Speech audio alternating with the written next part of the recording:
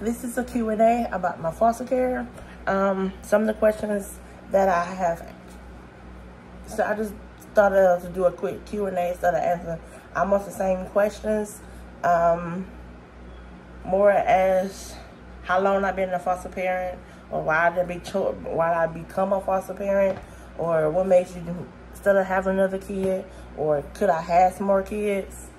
So I'm gonna go ahead and answer all the questions, but some of them I'm not. So I'm going to give you a half sentence, a short, brief, straight to the point answer it. I can't talk today. So I've been a foster care been a foster parent and adoption parent for 3 years. Yeah, 3 years. The process for me, how I can become a foster parent, I signed up with 2 different companies.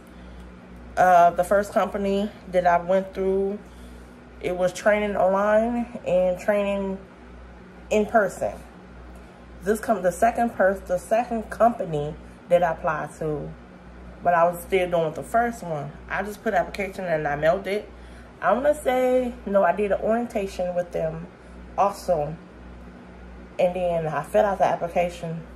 I want to say about 2 weeks or almost a month later, I got a response telling them a license want to do a walkthrough with me. That's from the second company. The first company, I was still doing training. I was still taking the same training that I took online that I had to take in person. I'm not saying what companies I'm saying.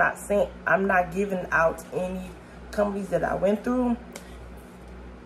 I'm just not going to do that part. The first company, like I said, I did the training in person and the training that's online. A lot of paperwork was kind of like getting missing, so I was getting irritated on that note. Kind of answered the same questions over and over again. The second company that I went through, I answered the questions. I did the application.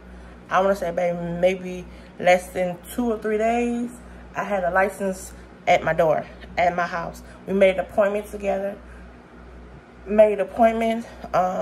Once I sent out a little survey little paper back into them, it was like, yes, make an appointment for your license to come do a walkthrough. He or she came in to do a walkthrough with me. Not really a walkthrough, it was some questionnaire-ish as well. Also did a walkthrough, yes. The walkthrough consists of see where is the child living, where is the child sleeping at. If the child has space for their own personal items. Is it safe? If there's a smoke detector, do you have a fire extinguisher? Can you pay your own bills on time? Do you have car insurance? Do you have rental insurance? Who helped you pay your rent or your mortgage? How you living? Do you keep food in the house? Do you get anything from the government assistance? Like that. So, me, I don't get nothing from the government assistance. So it was a brief 1, 2, 3. It was a quick, smooth sailor. By me working, my income was higher than what they didn't expect. So it was like an income level for me too for the second company. Backtrack. When I did the walkthrough with my second company, I quit them. So I wrote them a note and I called them and told them I'm withdrawing my application. So they was kind of heated, and I went with the second company because the missing stuff keep going on. I'm a little hot.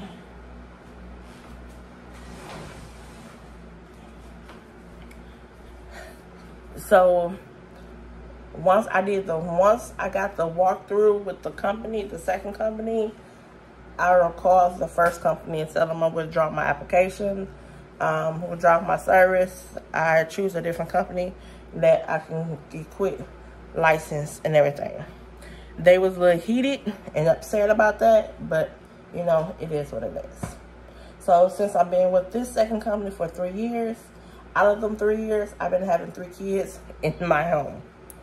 Out of them 3 kids in my home, I had 2 in my care for one of them for 6 months and the other one for 3 years. 2 years. Yeah, 2 years. So it's like that.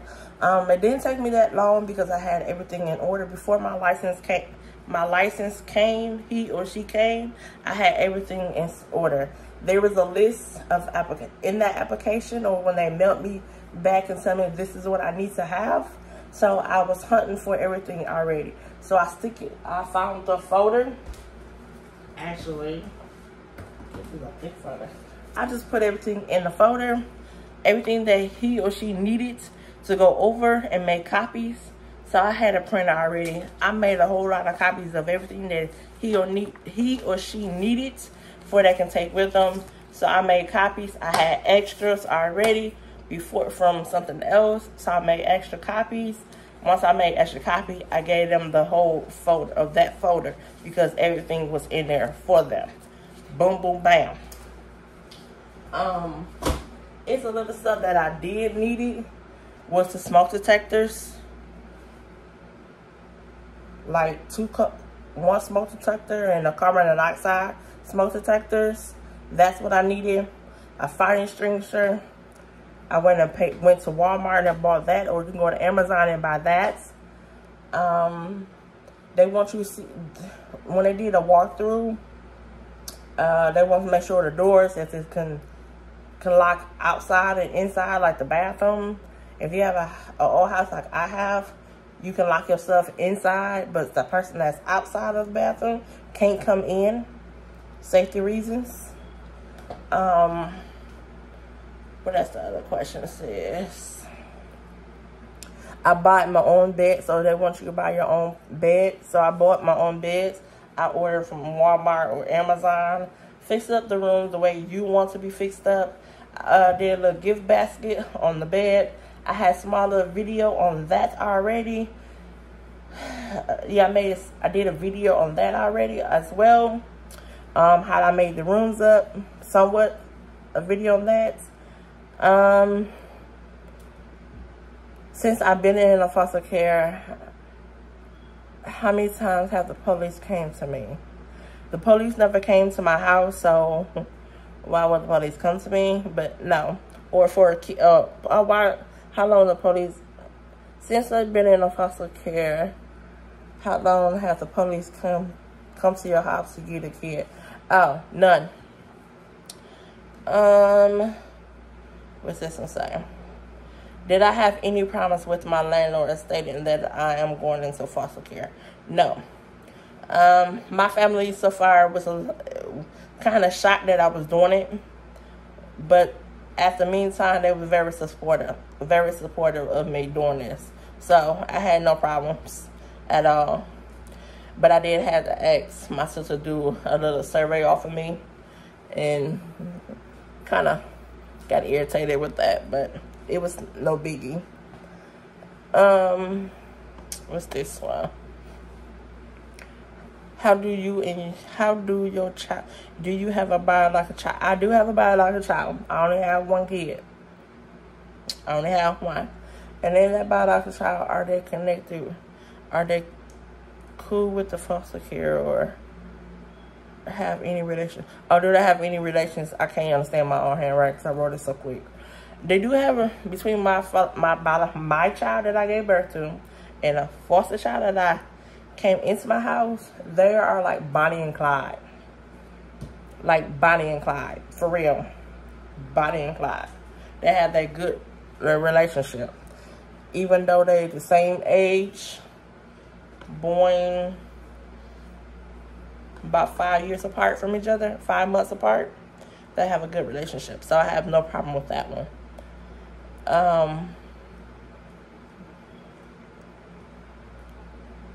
What made you be a foster parent, and did you have one anymore? What made me be a foster parent, and how come I did not have another child? Well, the partner that I had for my child was in,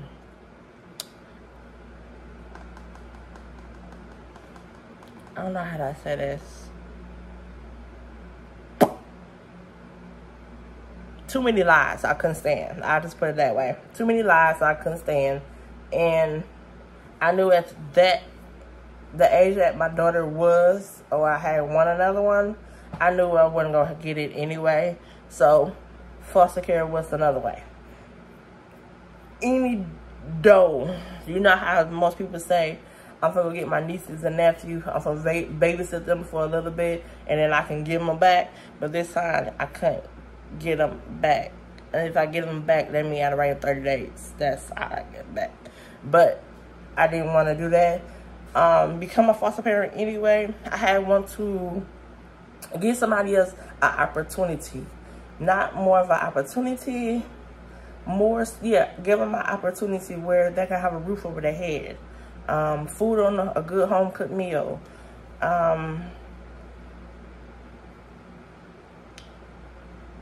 Where they can go into the refrigerator, a good home-cooked meal, a roof over their head. More so, they don't have to be worried if the light's going to be on or if there's food going to be in the house. Didn't have to worry about that.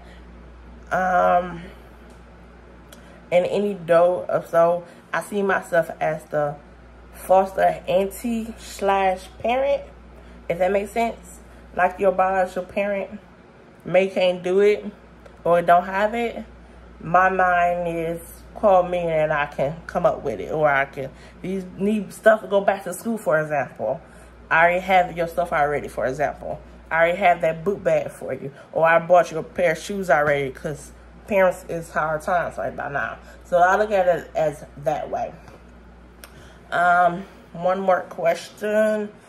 I kind of skipped like 4 questions. I heard 5 questions already. I'm not for the answer. It's a little bit too personal. What's this one? What do I love about being a foster parent? Or what's the pros and cons? The pros and cons is where you get the pros. You do meet a caseworker. You do get a caseworker with the child.